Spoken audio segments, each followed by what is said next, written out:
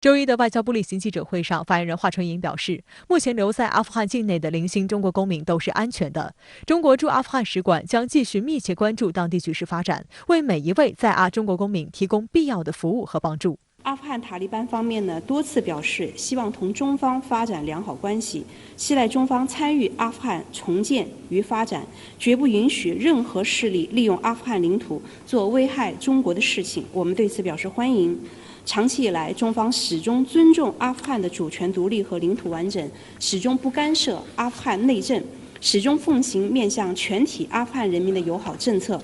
中方尊重阿富汗人民自主决定自身命运前途的权利，愿意继续同阿富汗发展睦邻友好合作关系，为阿富汗和平与重建发挥建设性作用。在今天的记者会上，将近一半的提问都涉及到了阿富汗局势，那这也体现出各方的高度关注。不干涉内政作为中方的原则立场，也是华春莹回应相关问题时的高频词。中方也期待塔利班此前的表态能够得到落实，让阿富汗人民真正的远离战乱，重建家园。阿富汗塔利班发言人纳伊姆周日接受半岛电视台采访时强调，没有任何外交机构或外国总部是其攻击目标。他向所有人保证，塔利班将会保障外国公民和外交使团的安全。不过，面对塔利班的闪电攻势，包括英国、法国、德国、意大利、丹麦、芬兰、瑞典和西班牙等国在内的北约国家已经宣布关闭其驻阿富汗大使馆，撤回本国外交人员。值得注意的是，英国首相约翰逊周日呼吁志同道合的各方要共同努力，不承认任何未经协议便产生的阿富汗新政府，希望其他国家不要过早承认塔利班政权。英方的这一表态与上月截然不同。据英媒7月13号报道，国防大臣本·华莱士表示，如果塔利班在阿富汗掌权，只要某些国际准则得到遵守，英国将与他们合作。分析指出，英方态度突变是为与北约调门保持一致，因为北约秘书长斯托尔滕贝格发表书面声明称，北约决心支持政治解决方案。如果塔利班武力夺权，国际社会将会不承认塔利班政府。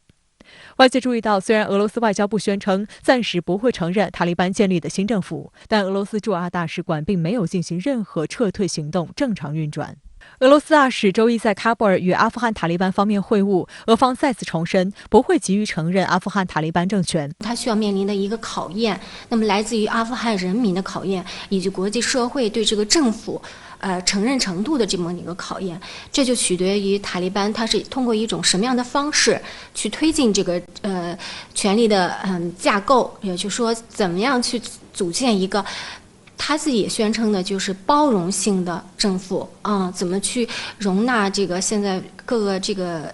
政治派别力量去进入到他的这个主导的政府里去，然后这个政府能不能得到阿富汗人民广大程度的一个支持和赞同。俄罗斯外交部发言人扎哈罗娃周日还在社交网站上指出，阿富汗的局势是美国一手造成的，他将该国的情况形容为令人惊讶和真实的，并表示世界正惊恐地看着美国又一次历史实验带来的结果。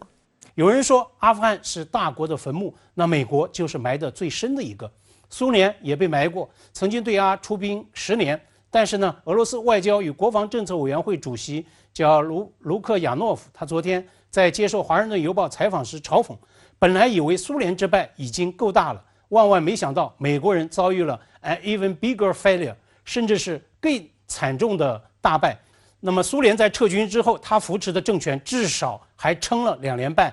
可以说阿富汗政府呢现在是说败就败。那么美国在阿之败呢，首先表现为战略之败，是从战略到战术层面一败到底。且不说包括小布什总统在内的美国政客，他们所鼓吹的阿战目标基本落空。那么就连拜登抛出最后撤军时间表的所有的情境预设也无一实现。那么甚至在上周出台的美国最新情报评估中呢，还在预判塔利班会在数月，那么最快是在数周内进逼喀布尔。完全没有料到阿富汗之变是以天为时间单位，是以致呢美国驻阿使馆措手不及，可以说是屁滚尿流搞所谓的72小时撤馆。所以美方从战略到战术完全搞不清阿富汗的真实态势。那么其次就是信誉之败，对于全世界，尤其是那些个对美国抱有幻想的一众盟国伙伴国，高喊美国回来了的拜登总统，美国是完全靠不住的。嘴上说同盟第一的拜登和嘴上说美国第一的特朗普都是完全靠不住的。最后呢，就是政策之败。特朗普已经在发推攻击所谓美国史上最大溃败了。他把阿富汗之败看作是政治攻击的契机，看作是布局中期选举的契机。那么共和党当然也会以此作为党争的工具，对民主党和拜登火力全开。